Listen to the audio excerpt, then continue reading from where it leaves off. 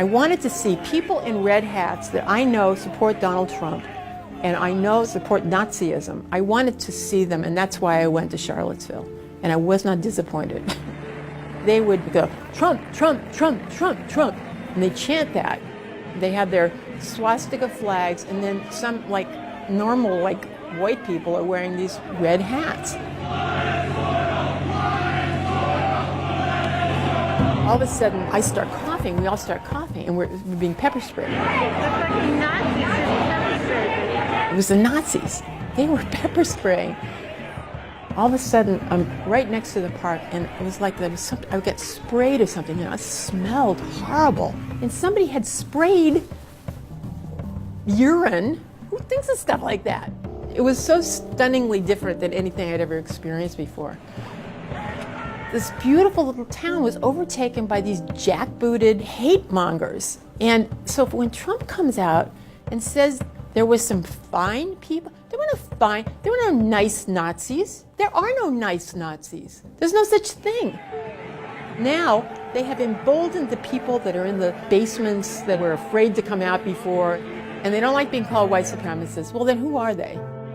What's the difference between the KKK, which David Duke was the head of, and then David Duke shows up, and now he's the head of whatever those guys wearing swastikas were.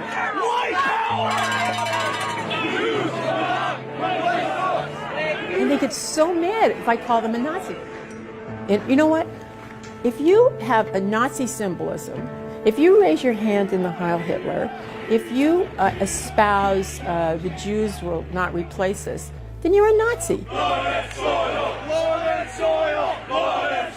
My Uncle Dude was 19 years old and was shot down over the English Channel by the Nazis, and his body was never found. And he signed up from Hollywood, California, to go and fight the Nazis. My best friend is 90 years old, and he was in Auschwitz, and he was on the death march, and the Nazis did horrendous things to him. How could this president defend these people?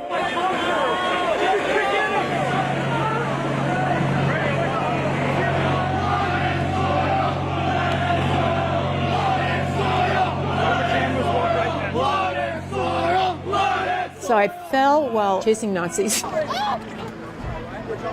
My head went forward and it cracked like a watermelon, I swear to God. I can hear it crack. There was this guy and he just had a baby and he was holding gauze on my head because I was bleeding really badly. And then all of a sudden I looked over and there were these two guns hanging down. The militia guys were helping me.